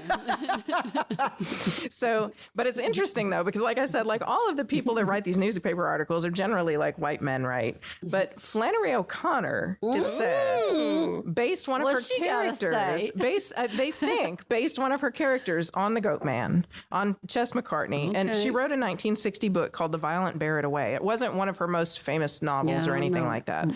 But we know that she saw the Goat Man because we have her letters that described him, and it was really funny because she was like, I saw this heap on the road, and then we realized the heap was alive. I mean, like, you know, and but she wrote this character called Mason Tarwater, and he in this novel, he's a self-proclaimed prophet who kidnaps his nephew and raises him in a backwoods cabin and tries to train him up to be the next prophet of God. And he's not a good person. And so it's not nearly as glowing as some of these other Let me representations. ask you this, though, like any kind of prophet, like really, is this something like write home about? I mean, like that if you're not like drinking the Kool-Aid, like is there really anything that a prophet does that you're like, I don't know. I mean, he smells. Yeah, I mean, I'd write home about that. yeah, I don't know. I don't know. It's just interesting. I mean, what he did okay for himself. This proselytizing, postcard selling shtick that he had going on. He keeps traveling into the 50s and 60s. I guess that's it. They do from themselves. Like, that's the connection I was trying to get. Yeah, I think so. And then so people keep coming to see him. He goes north in the spring. He goes south in the winter. He didn't tell people this very often, but he would load all those goats and his wagons into a U-Haul and take them home by truck if he got too tired once he hit north. There's all kinds of weird rumors and shit that kind of started circulating in the 50s and 60s. He claims to have officially campaigned for president twice. Like he says he ran for president twice. He says he ran against JFK, but then he met JFK and he backed out because the country needed a younger man than Ches McCartney. Oh, yes. Yeah, that's what happened. In 68, though, he stumped for George Wallace. And there were a lot of other stories. There were rumors that he was rich, that his wife, that some secret wife followed him around in a Cadillac and would put him up in fancy hotels after he got out. Knife thrower. I know, right? I don't know. At this point, it could be anybody. There were a bunch of different stories that people would relate, and it was like all of it. Like I heard this firsthand, or this happened to me, where he wrote a check and they took it to the bank, and the bank was like, I don't know if we can honor this. So they would call his home bank, and the bank would say like, oh no, if it's anything less than $1 million, we can honor that because he's loaded and he's got so much in the bank, But there were like 50 different stories like that from different states about all the money he had. So he may or may not have actually been on the Johnny Carson, like the Tonight Show with Johnny Carson. I don't know. He claimed Google to. it? I tried, but I couldn't find him anywhere. So probably not. But he claimed to have spent the night at the White House as a guest of Jimmy Carter. He told a story about seeing UFOs constantly rising over the pasture that he owned in Twiggs County in Georgia. Oh, that's probably true. And they would spook his horse, and his pony kept on running off with him and hurt him. So, but all this time, there's this guy. And so I said he was born in like 1900, 1901, right? So we're getting into the 50s, 60s. Now we're getting into the 70s, 80s. He's getting up there. He's in the 80s. And so, he's had his share of trouble with this life that he's chosen for himself. His wagon was hit by a car one time and lost a bunch of goats that way. I know. How it's a are trap. You carrying Trade Day I don't everywhere? know. How do you carry Trade Day with you on your back everywhere you go? It's a mess. But, of course, people would play pranks. Sometimes it's because they didn't like what he was saying, I'm sure. Yeah. But sometimes it's just because people can be assholes. I mean, why would you prey on like an itinerant man in a trash wagon? People would actually get his goats drunk, which is almost a little bit funny. But they would tip his wagon. Tip his goats. They did beat him up, though. They did beat him up. Somebody set his wagon on fire once in 1967. And after a while, authorities started cracking down. So they because the goats eat everything. Goats will eat anything, right? So the goats would eat people's shrubs, and he would just pull them over wherever because he's like, the world is my whatever. Yeah. And my trash can. The HOAs are real pissed. I know, right? So man's in town. People started getting pissed, and humane societies got onto him in the 70s because he's like, well, just because my goat's hooves hurt. Well, I'm like, well, yeah, because you walk them 20 miles a day on the asphalt, and they're not shoed. I mean, that's not how they're made to work. But it did. I mean, and I'll say that, but I will say it did sound like he had feelings for these goats. I don't mean in a nasty way, but I wouldn't necessarily really count that out. Well, I mean, it's like the idea of It's lonely on the road. He did say they kept him super warm. Hoarding animals because you feel like you're the only one they can take care of. Yeah, kind of thing. And I mean, he did. If you want he to go seemed over care that for him. angle too, yeah. I don't know. I'm not going to go any Could be further it. down that angle. He was so in 68 or 69, and I don't know whether this happened in Macon or Chattanooga because I found two like legit newspaper articles that claimed it happened there, and I'm like, who writes these? He was in his cart in 68 or 69 and was severely beaten, like ribs broken, what is stitches in his head, and they cut the throats of 8 of his goats. I mean, people were assholes about this guy. He had his goats stolen. He had somebody took one of his goats and tied it to a railroad track and wait for the train to come through. I mean, so people were dicks to this guy. And so whatever we may feel about what he said or whatever, he did not deserve that shit. His goats did not deserve that. So, and his favorite goat, which he said had been with him for, it sounds like longer than any of his wives were. He actually got shot by a hunting arrow. Wow. He kept it alive for another like 7 or 8 months. Oh. And they said, now, anybody, Atala, anybody from around Atala or Atala? So there's a racetrack up in Atala, and they said that he won with this old Billy before it died. He won the goat racing record on the Atala racetrack, which I think is probably because it's the only time anybody raced a goat wagon around the racetrack at Atala. All this stuff has happened, and in 1969, he's nearly 70. He starts taking Social Security. He decides he's going to retire from travel. He moves in with Gene. We've all forgotten about Gene, his son Gene, who used to travel on the trash wagon. But they move into this shack in Jeffersonville that still just has a dirt floor and still has no water and still has no power. He starts having some feuds with neighbors. There's a girl at the local diner that, calls the police on him because he just walks up and says, like, give me sugar. And he like takes stuff from her, and she's just like, you can't do that. And he's like, but I'm just giving it to my horses. And she's like, but you have to pay for things. And he's like, why? But then in the 70s, so, he's kind of having like a down. He's not having a great time. In the 70s, though, Larry Martin finds him. This artist, this Anniston artist, Larry Martin finds him. He's heard about him, and he finds him. He goes to hunt him up, and he finds him wandering the road around Jeffersonville, and he is covered in pins. Like he kind of, it seems like an OCD thing almost. He picks things off the road, and he ties them to his shirt, or he pins them to. He looks like a TGIF waiter, like Flair, all the Flair. Yeah, but so pieces of Flair. So Larry Martin draws him, and he draws that same just doe-eyed love that these newspaper articles all had for him. So he kind of starts to have a renaissance. Like people start to remember the Goat Man, and they start to share stories about the Goat Man again. But in 1978, so he's living in this dirt shack, and he forgets to put out his fire after he makes a pork chop dinner, and he burns that damn shack down around himself. He lights his beard on fire and barely gets out with his life, but he gets out. But there's no shack there now.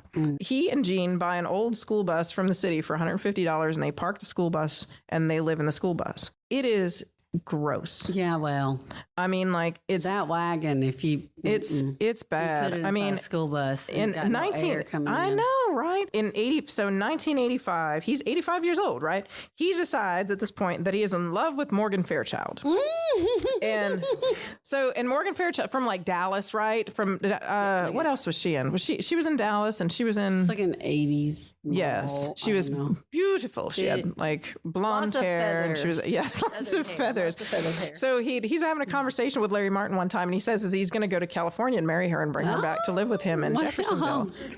Well, then lo and behold, he disappears for 3 months. Oh shit! And nobody knows where he is, and Gene doesn't know where he is. He's like, I got his last 2 Social Security checks, but he usually shows up to collect these. So one day the Jeffersonville Police Department gets a call from UCLA Medical Center. Oh my God! Because that bastard hitchhiked to Los Angeles to ask Morgan Fairchild to marry his ass. Oh my God! He got there and got mugged. And got beat up on the street, and a police officer found him sitting on the side of the road and was like, okay, we're going to take you to the hospital. And they were nice enough to treat him and to put him on a plane back to Jeffersonville. Oh, that is nice. At this point, they put him in a nursing home because they can't. Well, yeah. It's like but I'm like, man, how did he made it. He made it. Was he outside the window with the boombox? Goats all around him. Morgan. But so he gets put in a nursing home in Macon. But all this time I could not stop thinking about this boy, this Gene, this Albert poor Gene, Gene. What that is happened? in this trash wagon with him for his entire His childhood. bus. He's on the bus. I started looking back at these newspaper articles again. But he's got to be in his 40s at least. Listen, man, Because if he married the mom when he was in his 40s, I mean. oh yeah, the he kid's was gotta be- older than okay. that. He was older than that. 40s, 50s. And okay. in the newspaper articles, they hardly talked about Gene. I could only find 2 in that book, and in newspapers.com. Oh, thank God for them. that even really mentioned Gene very much. One of them. One of them talks about he obviously didn't want to be on a trash wagon being pulled by goats all summer long. Well, what about his mama? I don't know. What about Sadie? I don't have a clue. They said that he would be left with grandparents to go to school in the school year. I don't think that probably lasted though. Well, I really doesn't don't. seem I think like it. It yeah. seems like Sadie. So he did go back to Iowa for a while and go to school, but he was on this trash wagon for a long time. And there was a 1954 article that talked about him he was 18 years old, I guess, at that point. Is that right? Anyway, but his teeth were all rotted out, and he's running around on this. And they said, the words the adjectives that they used for him were vacant and vacuous. And he would take things off. He would take pots and things off of the wagon and just let them just clatter to the ground. Yeah. It's almost like he's just trying to pull attention away from his daddy. Right. So in another article, somebody is listening to him. He was younger than he was not 18 at this point in this article. And his dad told him to do something. And he said, I'm going to leave you just like mama if you don't stop telling me what to do. He didn't like to talk to people. He wouldn't talk to people who came up. His dad was the talker. His dad would say all the things and do all the shtick. But Gene had nothing to say. So he did go to school some, it sounds like. And at one point, a Twiggs County lawyer offered to enroll Gene in a vocational tech school in Americus, Georgia. And he knew that if Chess knew that Gene was going to be enrolled, that Chess would meet him and try and go with him, at least try and go with him. And so he Could hid. you imagine that? It's like, Dad, drop me off at the corner. Right? Don't you embarrass me. I know, right? But so the guy actually tried to hide the date that he was going to take Gene to enroll in the school from Chess, and Chess found out.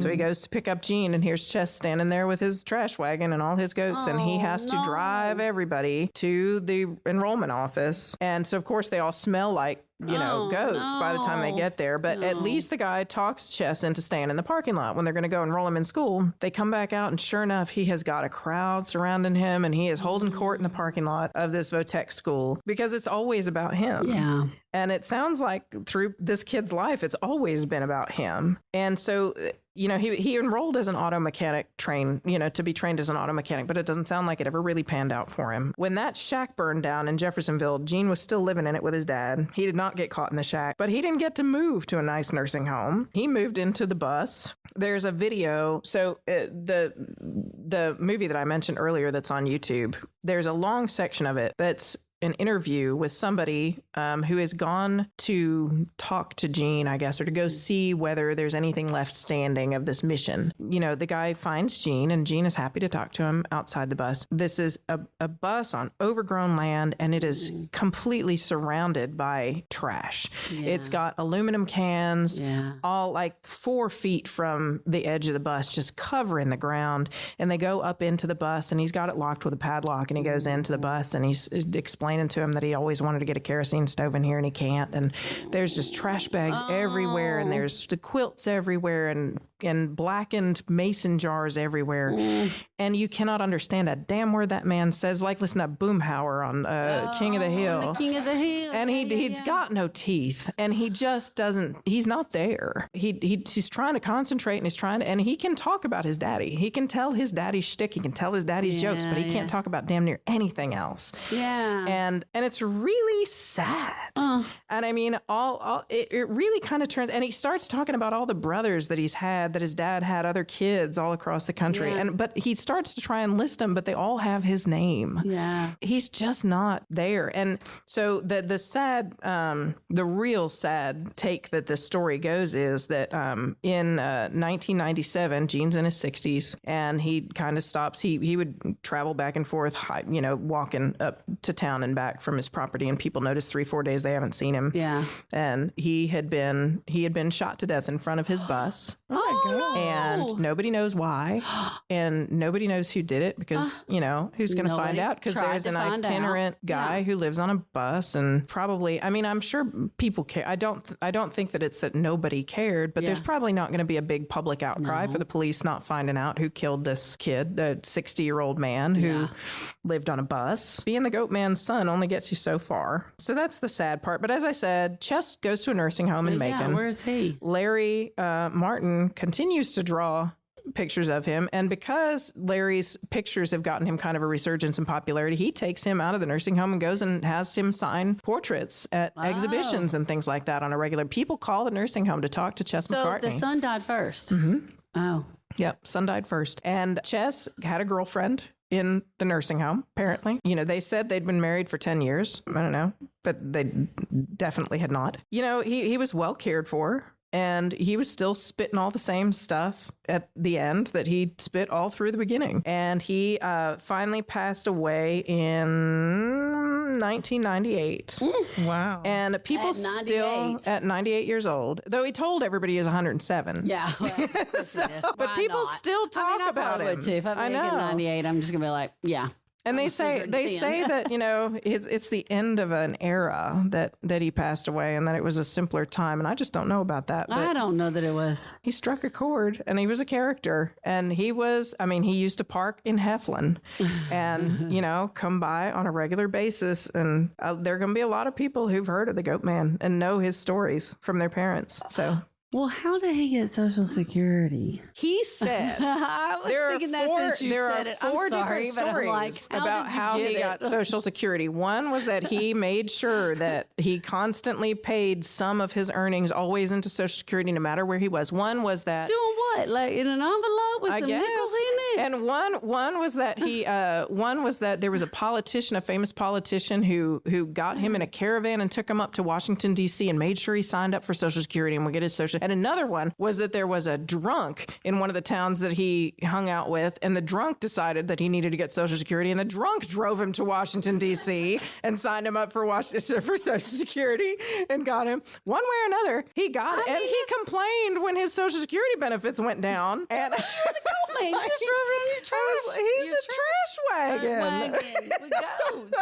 But he probably somehow claimed those goats as dependent. But yeah, so anyways, so that is the interesting and weird story of the Goat Man, America's Goat Man, Chess McCartney. Thank you, Marleah. I've heard about him, but I didn't know the story. I don't know that I know the story. I don't know how much of that's actually true. Well, look at her notes. She has bullshit written by a lot. There's a lot of Post-it notes in there, because the ladies at the Jacksonville Public Library would destroy me if they knew that I wrote in a book.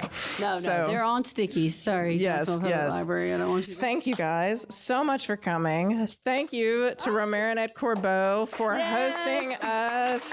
A huge round of applause to them. They have been amazing, and we hope that we can do this again soon. Y'all follow us on all the things and follow them on all the things. You can find Romarin at Corbeaux on Facebook, Insta also, and all the things. So yeah, keep your ears open and stay weird. Bye, y'all.